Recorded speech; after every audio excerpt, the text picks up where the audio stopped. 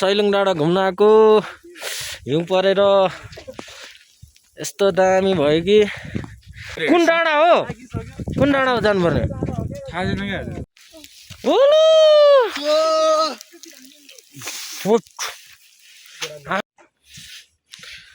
hello guys दर्शन नमस्ते हामी चाहिँ यहाँ चाइनाको ग्रेट वाल होइन यो चाहिँ कहाँको ग्रेट वाल भन्नु दोलखाको मतलब सैलुङ जाने बाटोमा ग्रेट वाल बनाएको रहेछ जस दामी छ है अब कहाँसम्म छ हेर्दै जाउँ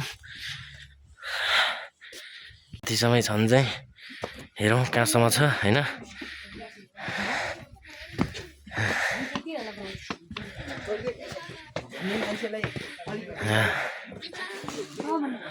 तल देखिआएको धेरै लामो छ जस्तो छ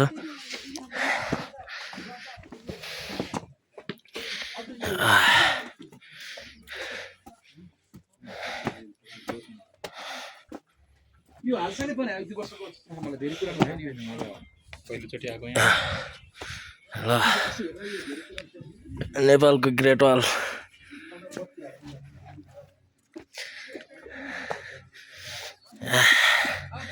जस दामी नि रहेछ सौरभ जाने हैन ल ल ल रेस्ट गर्दै जानुपर्छ यार लास्टै माथिसम्म छ जस्तो छ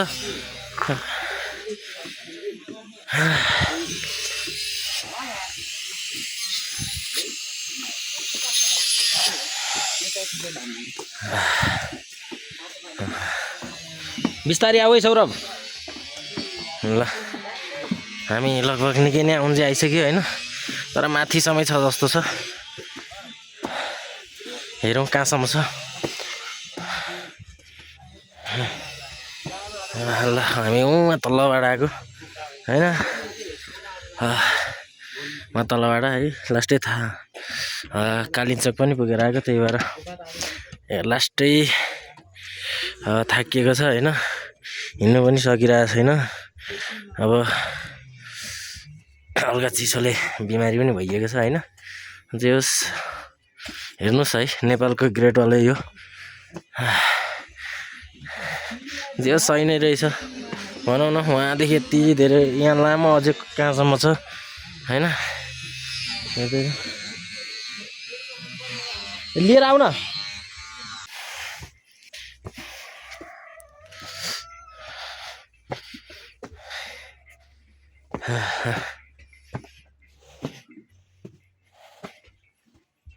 ग्रेट वाल कस्तो छ सबैजनाले कमेन्ट गरिदिनुहोस् होइन यो भ्लग चाहिँ युट्युबमा आउँछ ल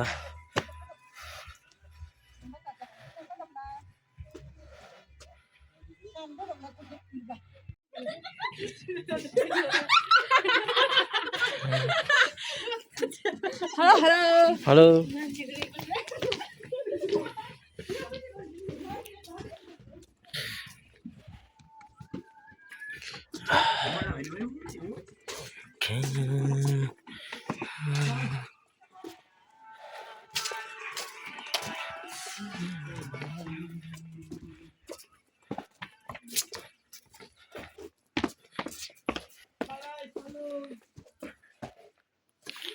ल यो चाहिँ ग्रेट वाल होइन अब यसको चाहिँ म फुल भिडियो हालिदिन्छु है तपाईहरुलाई अलिक सन्चो छैन होइन उता कालिम्पोङ गएर आएको थियौँ त्यही भएर हल्का चिसो लागिरहेको अहिले हामी ठ्याक्क 3 बजे यस्तै 3 बजे होला 3 साढे 3 4 बज्न आँट्यो होइन जाँदैछौँ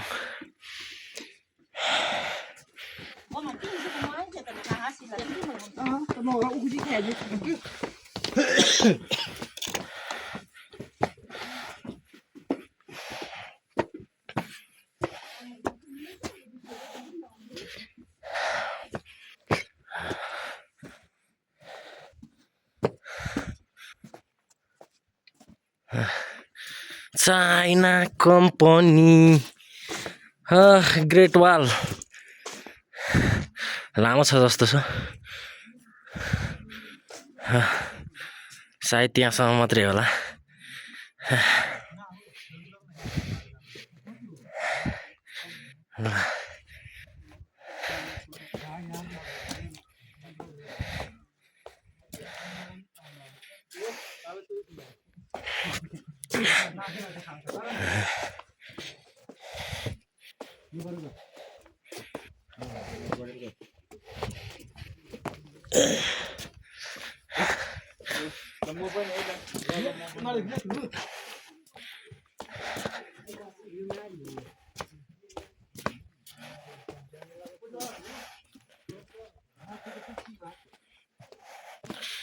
नेपालको ग्रेट वाल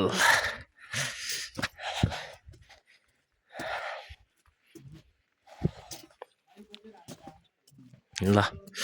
नेपालको ग्रेट वाल सकिनै लाग्दैछ जस्तो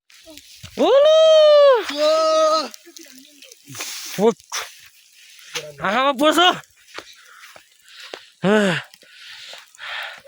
सैलुङ डाँडा घुम्न आएको हिउँ पो खेलाइ पऱ्यो यार जाडोले मर्ने बेला आइसक्यो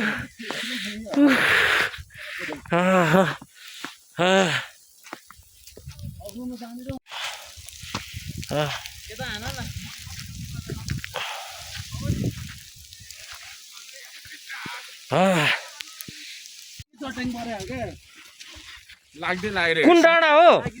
कुन डाँडा हो जानुपर्ने थाहा छैन क्या योभन्दा पर हो र होला होइन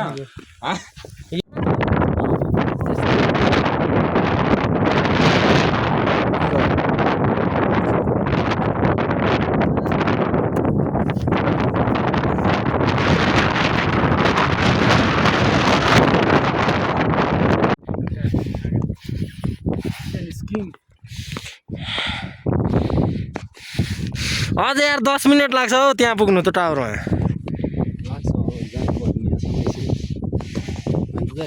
हो यार के गर्नु जानै पर्यो यस्तो दामी छ फेरि फर्किनु पनि मन लागेको छैन क्या यो देखेर